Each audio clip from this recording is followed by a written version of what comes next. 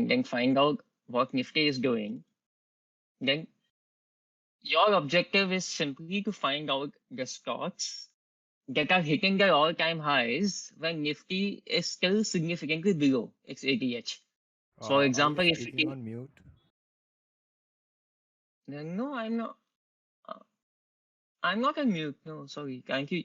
You can't hear me? Yes, it's audible. Audible. I can hear you properly.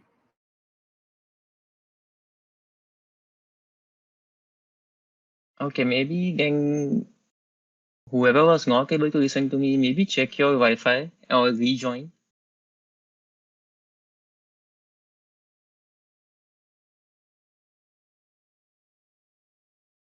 Okay, so continuing. So the objective is to find out the stocks which are hitting their all-time highs significantly before Nifty is doing that. So if we take this example, then when Nifty is in this range from May till, I would say, till this time at least, October, around this time. So find the stocks which are hitting the ATH year, and the more the difference between the Nifty ATH and its Nifty's current price and that stock hitting the ATH, the better the chances of you getting higher uh, percentage returns from that stock. Okay. So let's see, in this scenario, Nifty hit the ATH around 9th of November. So ideally, we find stocks which were hitting the ATH till August or September time period only. And the best time to go long from the long-term investing perspective is when the stock hits the new all-time high. That's the best entry you can find from a long-term investing perspective. So I'm just going to start going through some of the examples, and I will start with my favorite one only, Dixon Enterprises. So let's see what was happening here in Dixon. Okay. So this was the COVID fall from 4,800 till 3,000 levels, and it went up to hit 4,800 and this new high right here in the week of 26 May itself. So this becomes your point to go long in the long-term account, and always keep this long-term demat account separate from your swing trading account because of the taxation perspective. So what happens is if you keep trading in the same stock in the same demat account, India follows the first in first out system. So whatever stock was purchased the first, that stock will be sold the first. So you lose out significantly from taxation perspective.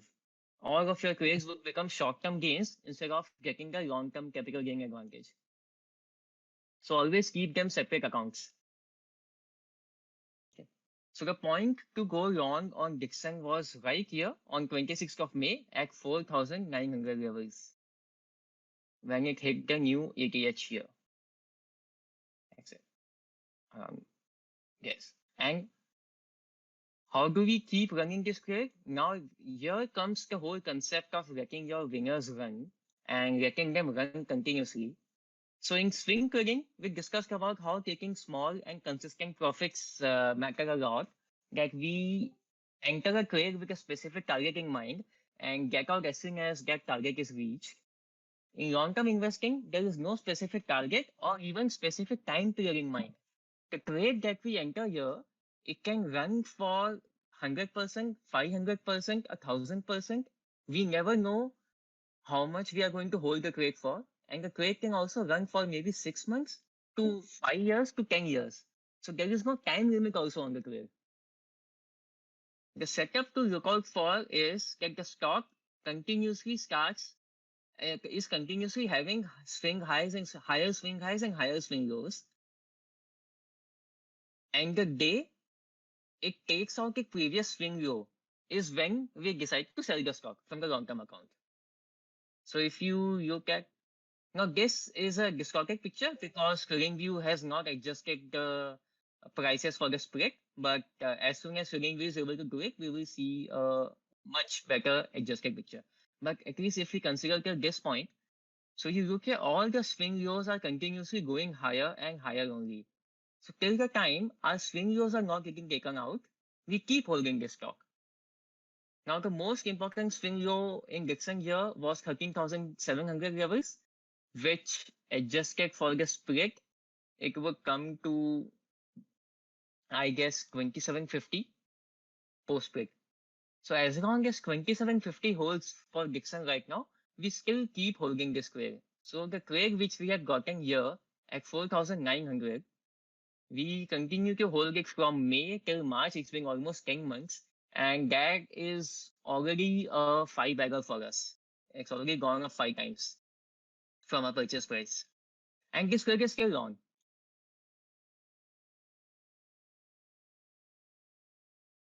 Just a repetition, you checked the new swing low is higher than the previous swing low, right? I'm just repeating. The new swing low should be higher than the previous swing lows, correct? And if the previous swing low gets taken out, that is a cue that the trend might be changing and it might be time to come out of that stock. So that is when we decided that, okay, we need to sell the stock from the long-term account. Something might have changed. But as long as the swing lows are continuously going higher and higher, we do nothing. We just keep holding. Your entry point is fixed. Entry point is as soon as the stock hits the all-time high, significantly before Nifty. The exit is when the swing low gets taken out. And you never know when that is going to get taken out. It can be 1 year, 5 years, 10 years, anything.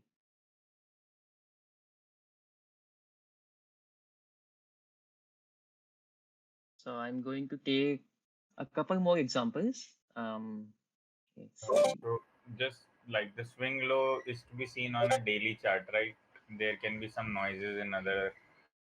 I would say see on the weekly chart itself. Oh, I see. Cool. Yeah. I mean, these are multi-year or multi-month trades, so you can always click them on the highest time frame available to you. Weekly will give you the best chart signals. Okay. So see, this is the scenario for Amber. Amber, this was a COVID fall, and the high was at 1700 levels. It hit a new high here on 3rd of August when it hit 1730 on this. So this exactly was the time to go long on Amber itself at 1730. And from there, it is still continuing its strong momentum. It's now at 3330, almost 100% returns from here.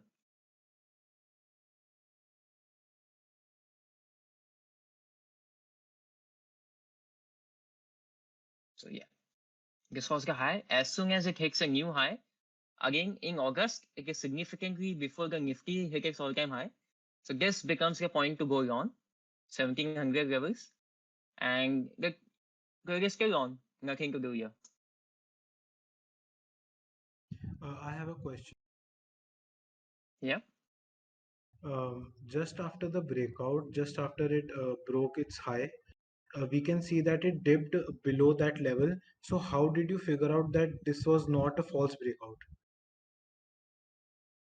I don't mind about that false breakout because that breakout is significantly before the Nifty breakout. So there is a very, very high chance the stock has momentum. There are very high probability that you will see false breakouts when Nifty is also clearing at its all-time high. That is when you start seeing those. But if the stock is with momentum and it is hitting the ATH significantly before Nifty, then the chances of a false breakout are very, very less. And even if it's a false breakout, your stop loss for this trade, for this entry, becomes the immediate preceding swing low only. So immediate preceding swing low here for Amber would be this. So our stop loss for the long term trading becomes this. Makes sense. Thank you. If Amber were to take out this swing low, then we say that this breakout has failed and the setup has failed. Then we get out of the position. Yeah, makes sense. Okay. Let's see Hindustan Foods.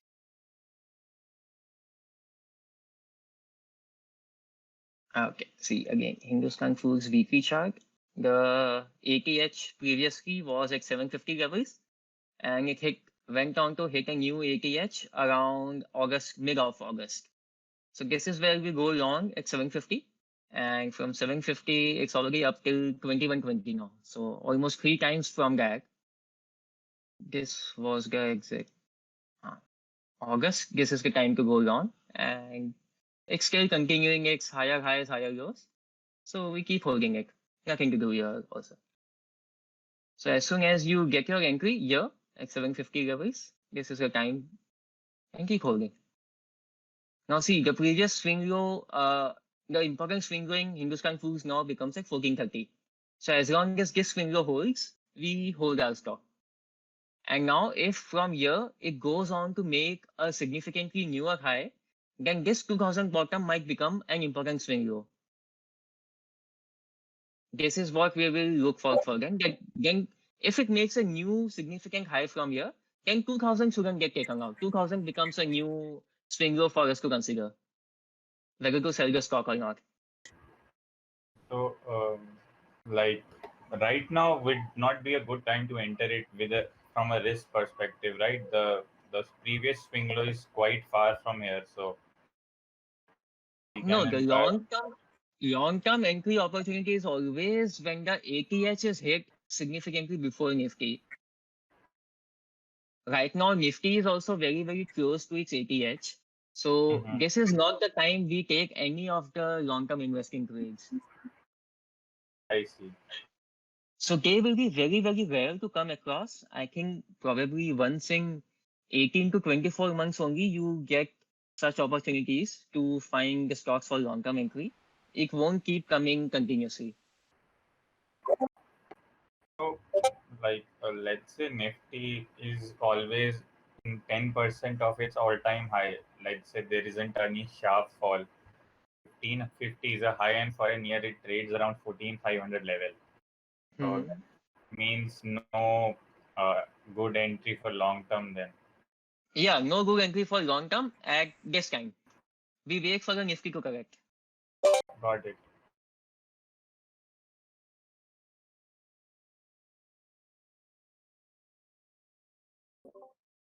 Yes, so grass half stone, I saw your comment. Yes, this strategy is only for significant corrections. Yes. When the Nifty is at 80H, it doesn't make sense to go long from a long-term investing perspective. Always wait for Nifty to correct. Ideally, the correction should be more than 12 to 15% because it gives you significant scope for your stock also to outperform the Nifty when Nifty starts recovering. The more the correction, the better the opportunity. Since COVID was a 40% fall, the opportunities here were pretty amazing. So, like, how do you select between different stocks that hit all-time high before Nifty? How do I select between different them? Yeah, so I like think there, at the COVID time, I guess a lot of tech stocks would have hit all-time high before, much before Nifty. So you would correct, have had to select a few out of those, right? correct, yeah. So just decide how many stocks you want to enter. I mean, look at how much capital you want to deploy and how many stocks you can enter, and then just find out the ones which are hitting the fastest and probably enter in those. Okay. Yeah. And it's usually preferable to do this on the mid cap and small cap stocks only because in general on the large cap stocks you won't get this much significant returns. Large caps will also give you returns, but it won't. But it will probably in the range of 50 to 100% only. If you want to go for much higher returns, I'll give you do this for the mid cap and small cap stocks only Okay. because this is where you identify the potential future multi-baggers automatically. But completely depends on how much capital you want to deploy into how many stocks. So just decide that for yourself. Let's say I decide that I want to invest in up to 15 stocks. So I will start looking at which are the top 15 mid cap and small cap funds which are hitting the ATH. And it's significantly better if you find all the stocks in one sector itself hitting the ATH. So that gives you more confidence that particular sector is highly likely to continue to outperform, and that might be a next bull market leader. Okay, got it. Okay. All right. So let's see. Let's see Polymeg. So see again. Polymeg, the ATH was here at 330 levels, and it hit the new ATH on 6th of July, 6th of July week. So guess July week at 338 becomes your long-term entry point right here in this July week. And from 350 levels? Yeah, so from 350 levels, now you are still holding the trail, it's at 800, and the trail is still on as long as the swing lows are holding. So we continue to hold this trail. So this is the simplest way to find out the future potential multi-baggers. The stock has momentum. So by the time Nifty goes to its ATH and even goes above the ATH, these stocks would have significantly run up and have given much, much higher returns as compared to most of the other stocks. So a couple more examples. Let's see, LTI. Okay, see LTI, the high was at 2000. So the new high got again same 6th of July week itself. It hit the high at 2000, and from 2000 it's already at 4100.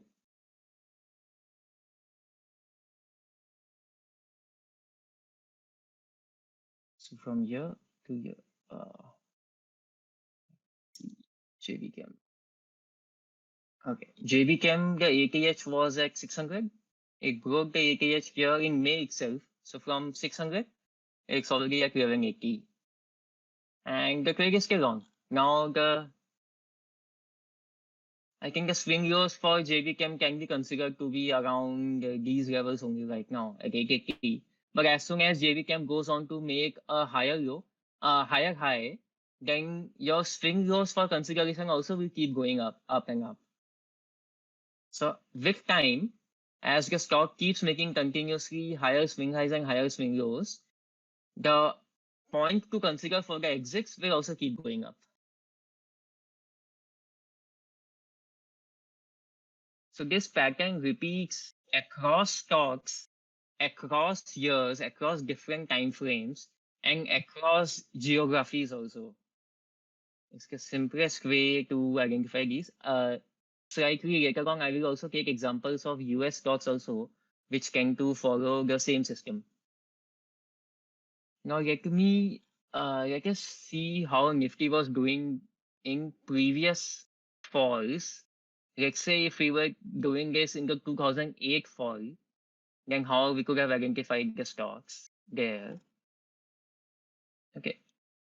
So this was the 2008 fall for Nifty, and it started recovering. It went to touch the ATH again in November of 2010. So if we were trading at this time, our opportunity would have been to find stocks hitting the ATH during this time period when Nifty is trading here, significantly below the highs. So November 2010, so I would say consider till August or September of 2010 to find the stocks hitting the ATH. That is where we would have gotten our potential multi-baggers for this decade, for 2010 and onwards. So let's see what was happening in the current large cap stocks, but which were not that large cap during that time. So this is Bajaj Finance at that time. Now Bajaj Finance fell from 53 till almost 5-6 rupees, but it immediately went up and hit the ATH in July of 2010. Now this is significantly before Nifty. So this becomes our potential long-term entry point. So 53 rupees was when Bajaj Finance gave the long-term entry point, 55 rupees in 2010 itself.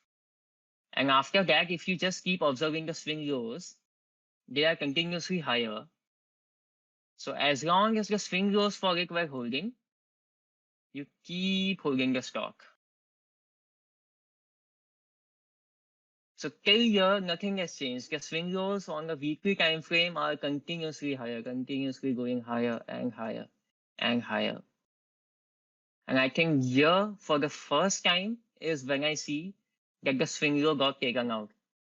So probably during this current COVID crash, I would say Bajaj Finance gave the signal that probably something has changed and it might be time to book that long-term trade. So the trade taken at 55 rupees in 2010 would finally have finished at 3,000 rupees in 2020. That is almost 60x for one, 60x for us in 10 years. And Bajaj Finance was the bull market leader for all this. Now, the way to identify it was way back year itself. Now, another opportunity to look out for stocks is, let's say that you miss this opportunity, the 2010 opportunity. Now, you can apply the same principle every time there was a correction in Nifty and still look for which stocks were hitting the new ATH much before. So let's see when were the next retracements in Nifty. So after this 2010 high was hit, Nifty again fell down almost 30% from there in 2012 Jan, and then it again went up by around March of 2014. So if we were to find stocks again which were hitting the new ATH in this region of Nifty also, those also could have been very good potential trades. Till September, October, or sometime in 2013 also, those would have been very good trades. So let's see what was happening in Bajaj Finance during this time period.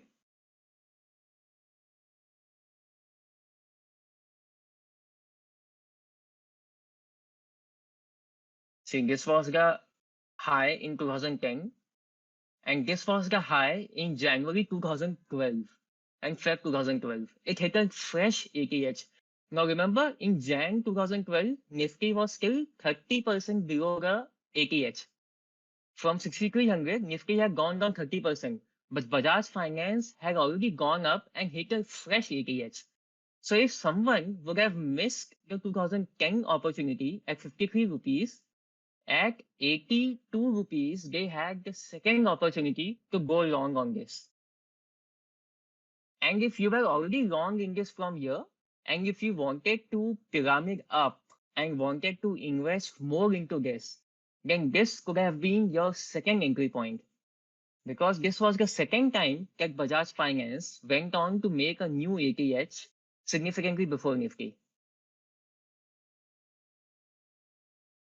Now here, Nifty had also hit its ATH, so here we don't look out for anything. Now we look when was the next correction. So this was the next correction period in Nifty, 2015 to 2016. So from 9,000, it fell to 6,800 levels. So we find stocks which were hitting the ATH somewhere when Nifty was in these levels. So let's see, December 2015 till maybe June, July 2016. So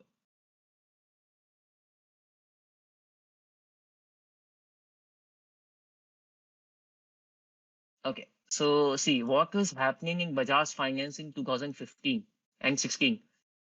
2015 to 16, Nifty was continuously falling from 9,000 levels till 6,800. But look at what is happening here. Bajaj Finance is continuously hitting a new ATH, continuously going up. So this keeps on giving you significant buying opportunities every time Nifty was significantly below the ATH.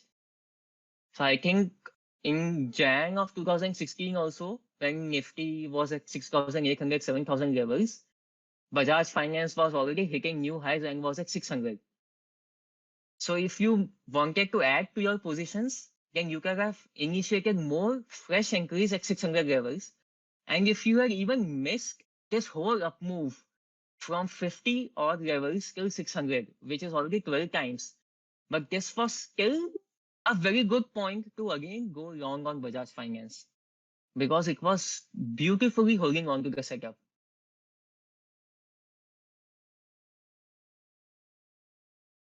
So this whole time, Nifty was 30% down but Bajaj Finance was almost 40% up. So significantly outperforming the index. And you could have initiated an entry even at 600 odd levels. And the trend still continued. And I think if we analyze Nifty and Bajaj Finance further, we would have gotten probably more entries around demonetization time also. Let's say here again. So in demonetization also Nifty had fallen, but Bajaj Finance went on to make a high in March of 2017 again. So we can check when was Nifty hitting the high after demonetization. This was in Feb of 2017. Okay, so not really an entry point here because it hit the high along with Nifty only. So nothing to add on here. And probably October. No, I think around here this time Bajaj Finance was mostly hitting the highs along with Nifty only. So I don't think there was any fresh entry opportunities in this from a long-term perspective in these regions, at least. But till 2016 was the last time I could see it giving significantly better long-term entry points. And even from those 600 levels, it broke its previous swing low at 3000 levels. So from there also, it was still up 5x. Now let's do the same thing for SDFC Bank also. So why SDFC Bank was the darling of everyone from 2010 to 20 is because it was doing the same thing and following the exact same patterns. Now see right here, after this 2008 fall, SDFC Bank hit the high in March of 2010 itself. So at 180 rupees, this was the point to go long. And again in Feb 2012, when Nifty was 30% lower, this was at high. So after 180, 255 was your next point to again, if you wanted to add in SDFC Bank. Then let's see, yeah, March 2014, not really, no opportunity here. 2016, April 2016, probably yes. Nifty was still not at its high in April 2016, and Bajaj Finance was already, SDFC Bank was already at its new ATH. So this could have been another opportunity to go long on SDFC Bank again at 560. And I don't think after 560, there was an opportunity to add on to SDFC from a long-term perspective again. So even from 560, and SDFC took out its swing low again in the COVID crash at 1100 levels. So this 1100 was the time to exit. So our first entry was at 180 levels in 2010. 180. Second entry, if someone wanted, was at 250. Third entry at 560. And final exit at 1100. So even the biggest bank of the country, by following a simple system, would have given us around 6x to 8x returns. Yeah.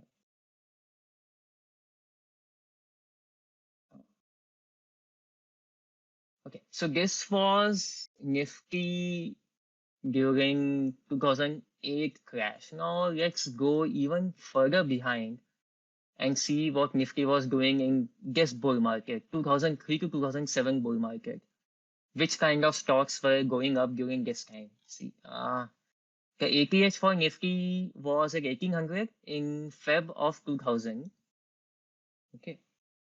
So either we look for stocks hitting an ATH year, or we look for stocks which were hitting an ATH year in this region. So either June to October 2004, or let's say July to December 2003. Around these times, we look out for stocks which were hitting their ATH in this bull market. So at this time, all the infrastructure and realty stocks were the best and the market favorites. Now they have become very much duds, but if we look at the long-term charts for probably unique, let's see, do we have it?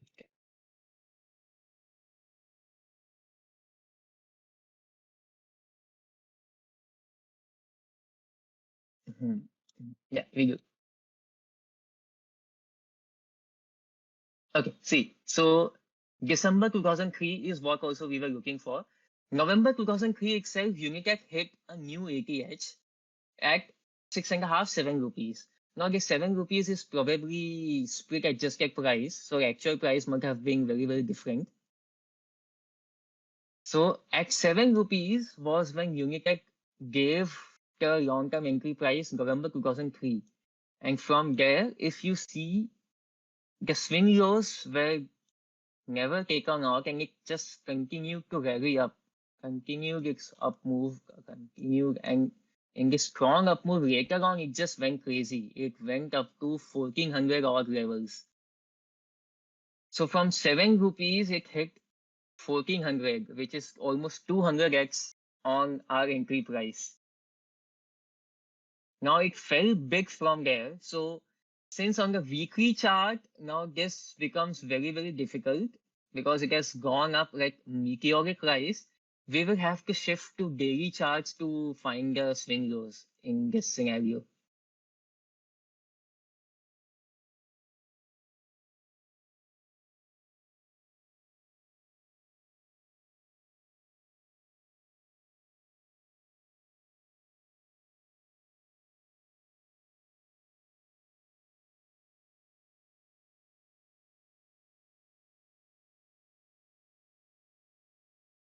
Mm, Yeah, so if I look at the daily charts, then probably I can consider this to be a swing low at 900.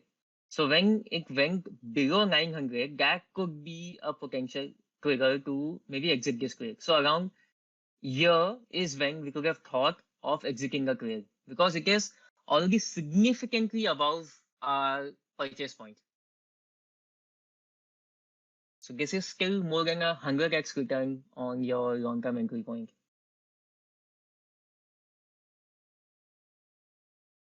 This was Unitech. Let's see what ITC was doing. In fact, ITC was also having a very nice bull market.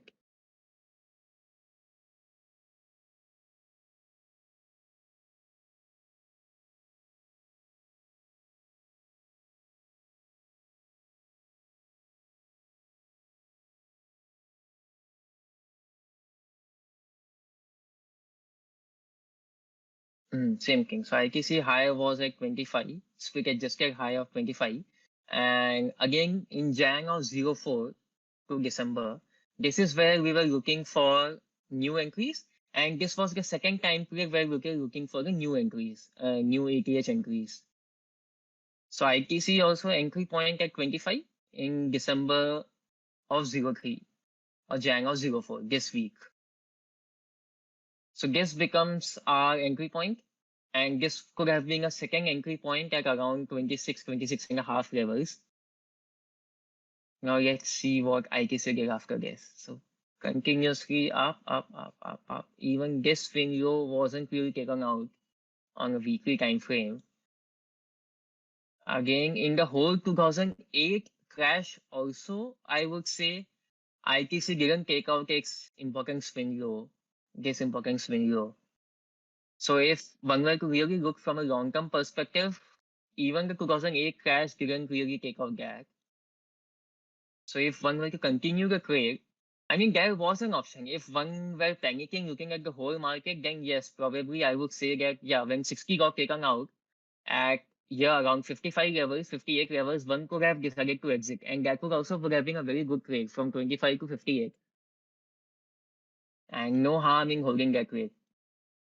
But if you look again, then ITC again hit the high in July of 2009 itself. So this at 77 gave a fresh signal to again go long into ITC from a long-term perspective. So if one would have executed 58 also, not that much of an issue, you would have gotten an entry back at 78 levels.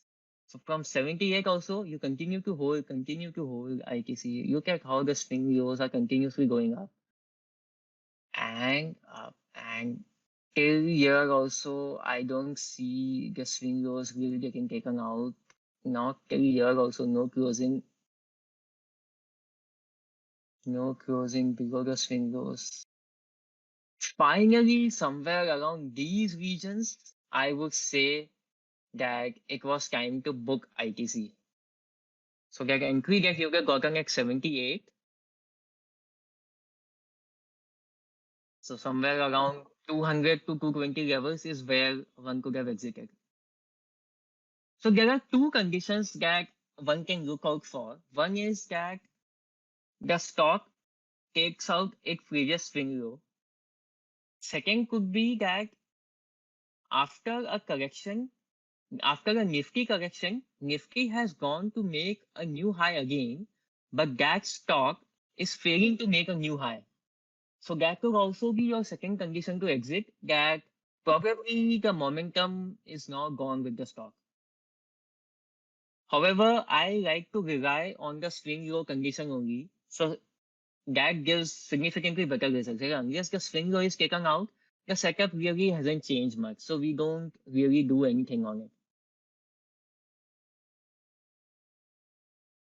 So if one would have held on to the ITC trade during this 2008-9 crash also, then that 25, the long at 25 would have finally exited at somewhere around 200 odd levels. One could have said that, yeah, okay, this was the important swing low at 200 itself. When 200 got taken out, one could have exited. So this whole, I think, 15-year trade from 2003 to 2004 to 2020, 16-year trade would have given you 8x returns in ITC.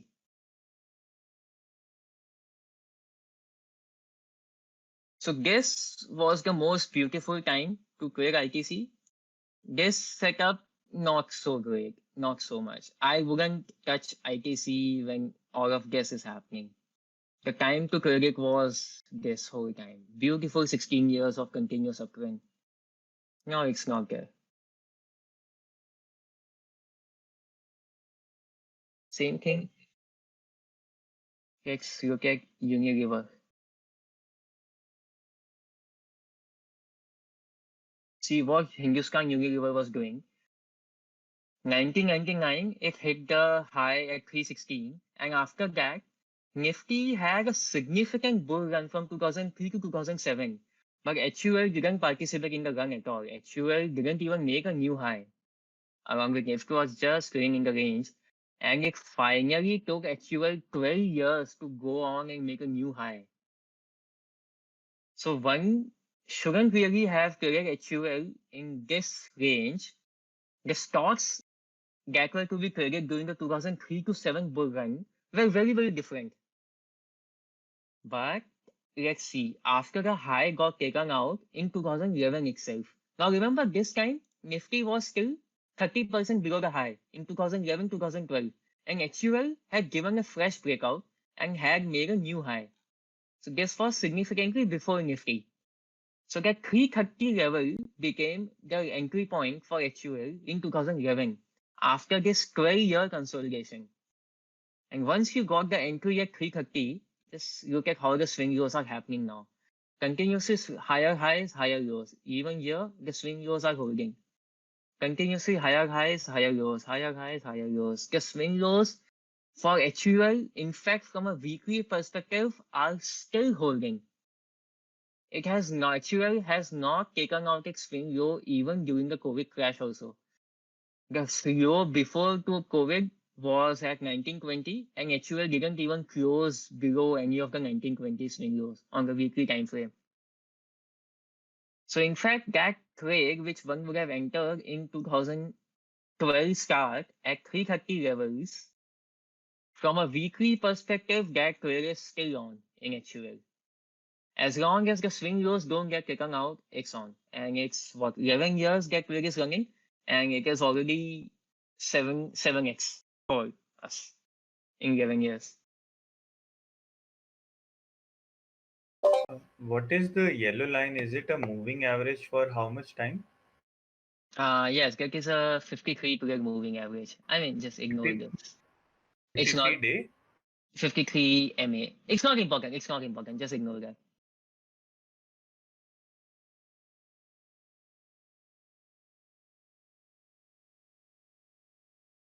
Just ignore. I mean, just look at the swing lows only. Swing lows are what's important to us. So the entry point is when the stock is hitting the high significantly before Nifty. Exit is when the swing low gets taken out.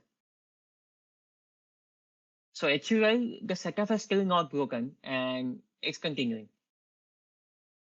But this is not the time to take a fresh long-term entry into it. No. If one would have wanted, probably, let's see, 2015, 16, this was also, I think, along with the market only. So even here, there was no scope. Hmm.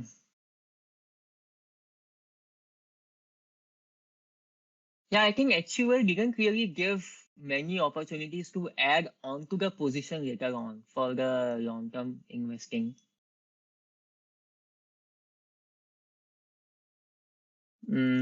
Yeah.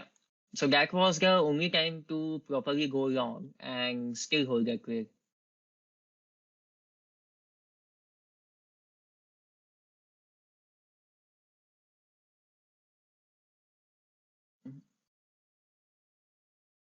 Now let me take some examples of US stocks also, which tend to follow the exact same patterns. So let's see first of all, what was S&P 500 doing? Okay. So in this COVID fall, S&P had a previous high of 3380 and it hit the ATH in end of August, 24th August week, it hit the new ATH. So our objective for US stocks would be to find which ones are hitting an ATH before S&P. So let's see the weekly chart of some of the tech stocks which are running significantly here. For example, I would say DocuSign itself. See, if I look at the weekly DocuSign chart, the COVID fall is not even really visible. It just fell from 90 to 65 and immediately went up. Immediately hit the ATH right here in 30th of, March end and April start itself. So even if one would have gone long at 92 levels when it hit the ATH, from 92, it's already at 205 and it has still not taken out its swing low. So this trade in DocuSign would still be on. Let's see Zoom itself. Yeah, Zoom was really picking up and let's see what Zoom was doing. So in fact, Zoom didn't even fall in the COVID time at all. It was continuously making new high only. And this week itself, Zoom went on to make a new high. So at 125 was probably the point to go long in Zoom in March. And from 125, it has gone up till 560 odd levels. And it's still at 330. From a weekly perspective, the swing low would probably be 240 only. So as long as Zoom is holding above 240, I would say from the weekly perspective, the setup is still holding. But yes, if one definitely wants to protect some of them, then from a daily perspective, you can look at some potential exits around these regions. Maybe book half of your profit or whatever. Or if you just want to hold, then keep holding till the time 240 is not taken out. Because even if you book after 240, you would still have gotten 100% returns on Zoom if your entry was at 120. Let's see, NVIDIA. Okay, NVIDIA hit the high in May and the high was at 318. So from 318, this trade is still on. From 318, it is up till 530 now. And it is still holding. We are still holding. From the weekly perspective also, the swing lows have not really been taken out. So we continue to hold this. And some of the lesser known names, if I look at C, and C Limited had the high at 53 itself. So from 53, when it hit the high in April, from 53 it is up till 217, which is almost 4 times. And the swing lows are continuously higher and higher only. And this trade is still on.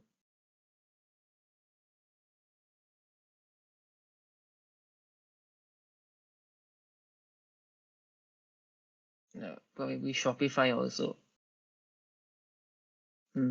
Yeah, same thing. Shopify, the high was at 600, where it hit the high in April at 600. So from 600, it's already up till 1132. And the swing lows now will guess So as long as it's holding the swing lows, the trade is on in Shopify also. And this, I'm just considering the COVID entries, but if you look at the long-term chart for these stocks, probably if you were trading during these time period, you might have gotten an entry somewhere probably here only at 53 levels, or maybe here at 160, 170 levels also, maybe. I mean, I'm just talking of entries post-COVID. If we were to do a similar analysis that we did of Nifty in the 2009 crash, in the 2015 crash, in the 2003 to 7 bull run, then you might have gotten entry opportunities in these stocks probably much, much before also. And these could have been the points to add onto your positions, significantly add more to the positions. And as long as their lows are not getting taken out, we still continue to hold these stocks.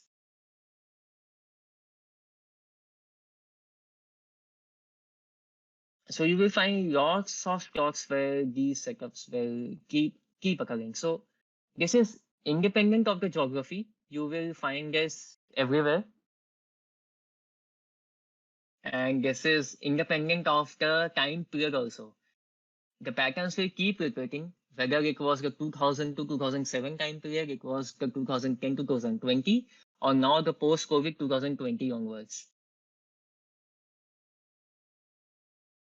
So now, if we are to look for fresh entries and fresh long-term opportunities, I would say let's wait for Nifty to correct at least 12 to 15% from its highs.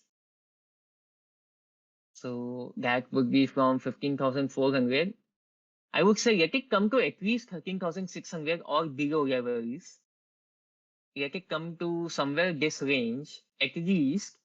And when Nifty starts recovering, start to look out for stocks which are hitting the new ATH when Nifty is here at these regions.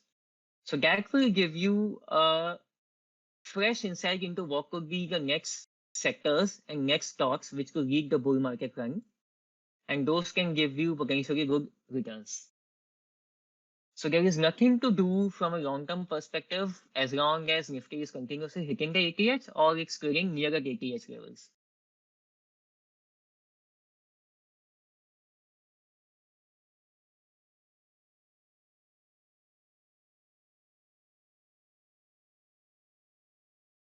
So this is the broad premise of the whole strategy and the setup. So yeah, and I think every 18 or 24 months, you will keep getting those corrections. 15 to 20% corrections are very, very common to come in Nifty every 18, 24 months. So let's just wait for those to come. I have a question here. Yeah. We were looking at weekly charts all along. So right now I'm looking at the Nifty 50 for the daily chart, right? So if we look at from a weekly perspective, would the correction would at a different entry point? No. Nifty entry point, we are not talking about the Nifty entry point. We are just waiting for a correction in Nifty. The entry point could be in individual stocks. And correction, Nifty, I just want it to correct at least 12 to 15%. That's all we want. At least. And the bigger the correction, the better. Better for us. Okay.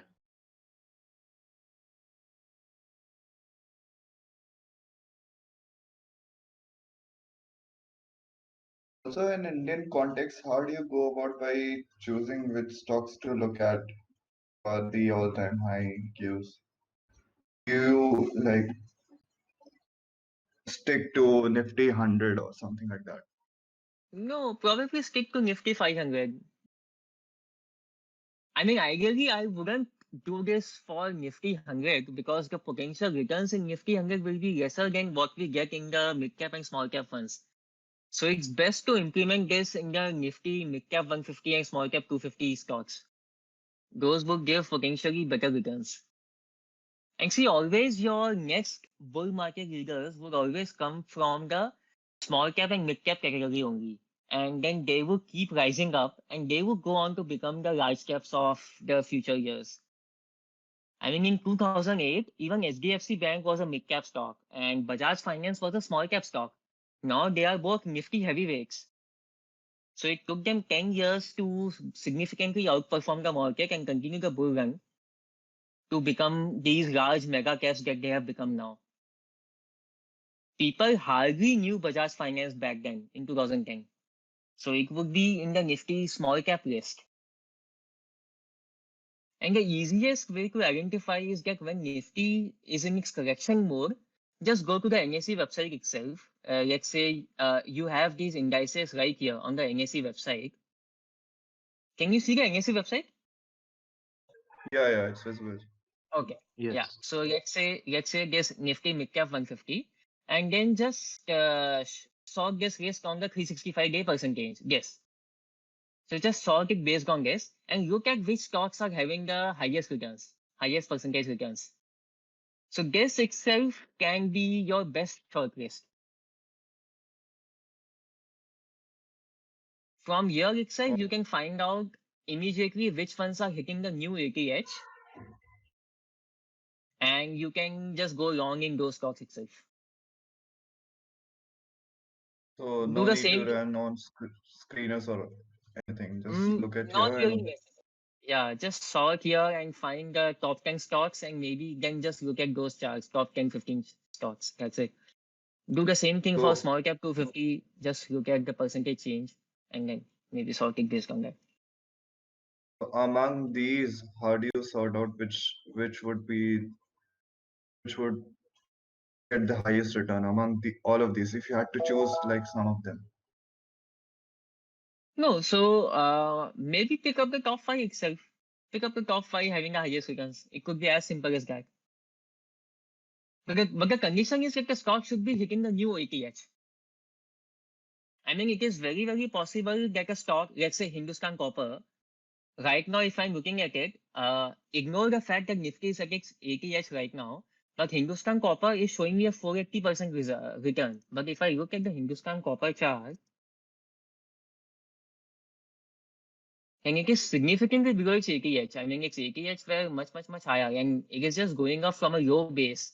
So it is having a low base effect. So I'm straight away going to reject this. Yeah, fair enough. It's just a 1 year high. Yeah. So just go and look at which stocks are hitting the ATH, and maybe pick up the top 5, top 6, top 10. Depends on how many stocks you want to invest in. Okay, thanks. This Look, risk has changed significantly because most of the stocks have now gone up, and also obviously we are looking at now it is 22nd March and Nifty had a bottom of 23rd March. So the 365-day change is showing the returns from the exact bottom. So this risk is very, very different. But if you were to watch this risk when Nifty was trading around these regions, that would have automatically given you Dixon, Amber. I mean, this is how I found out about Dixon, Amber, Apple, and L&T Infotech, Hindustan Foods. So all of these stocks came into my radar and watch list by this setup itself automatically.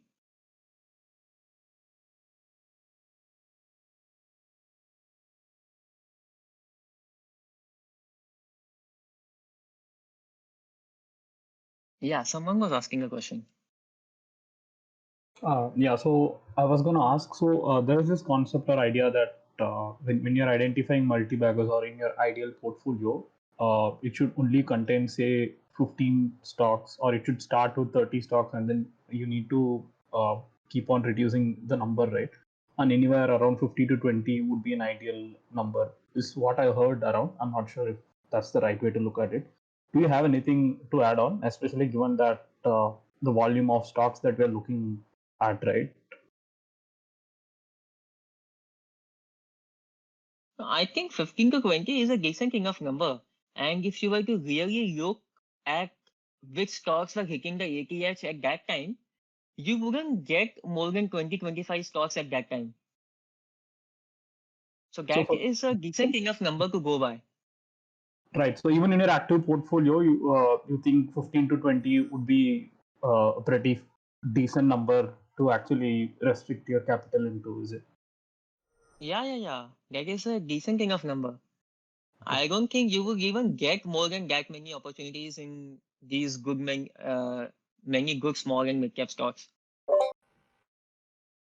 One more thing, like for exit, when you look at previous supports, let's say it didn't break it on the week chart, but intraday or at a daily chart, it went down significantly before there was buying pressure. So is that a sell signal or? No, I mean, as long as you are looking at the weekly chart, then look at the weekly support getting Kansas? taken out only. So if there is a weekly close below the support, then below the swing low, I mean. So I meant the close was still above, but like weekly, there was a moment when it did reach the weekly support, but somehow it went back up. No, that doesn't matter. That doesn't matter. I mean, see, anytime you are trading or investing anything, your stop losses always have to be in the same time frame that you are taking an entry on. Mhm. So here we are taking entries based on weekly time frame only. We are looking at the weekly charts and seeing which ones are hitting the ATH. In fact, we are looking at the monthly charts only to determine. But monthly we never trade. We trade more maximum on a weekly time frame only. So keep your stop losses on a weekly basis only. Okay. Can you just show JSW Steel once? JSW, yeah. So I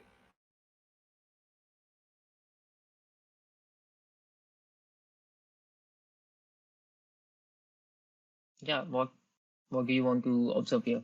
similarly, like it broke its 88 just now, but it's very close to Nifty peak. Yeah. So this is not a time to go on a long-term perspective from JSW Steel.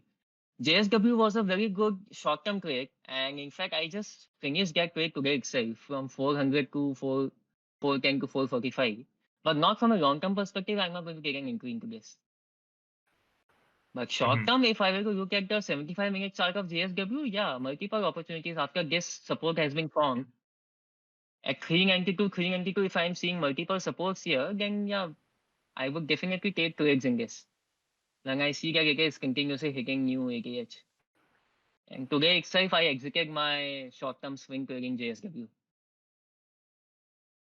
Got it. Yeah.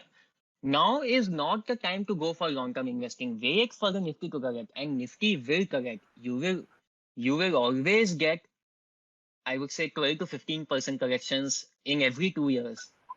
And it's been almost 1 year now since the last Nifty correction. So in the next 12 months, very, very high chance we get another 15% correction. Very high chance. So just wait for that to come and then start taking those long-term entry opportunities. Let me one question on the correction. It makes sense that Nifty you can expect a 15% correction, but in the next 1 year, right? Considering the trend that we are already seeing, if Nifty goes like 30% above from here, and then if there's a 15% correction, right? Does that still count? Yeah, it still counts. It still counts. Okay. Yeah. Because our objective is still to find out which stocks are hitting the ATH again significantly before. Right. I was coming from the perspective that the current markets are already overvalued, and even if due to other circumstances or external circumstances they continue to be overvalued, then should we still consider them as a correction?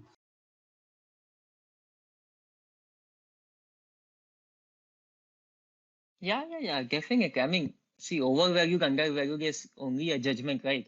Nobody knows what the value should be. So it's just people's perception.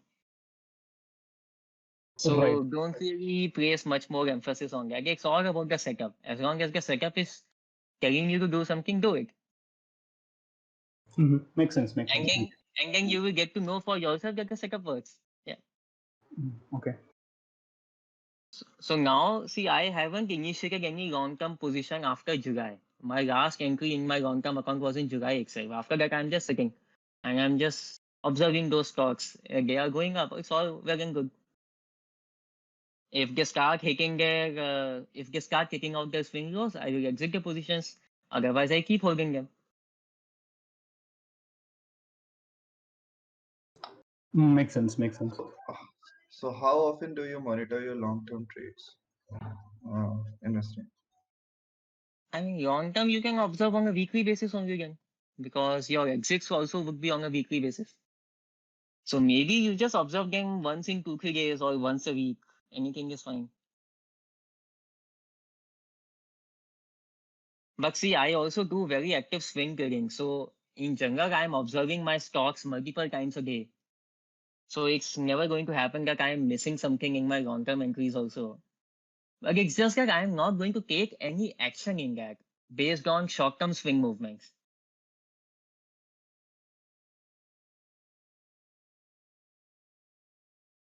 Okay, makes sense.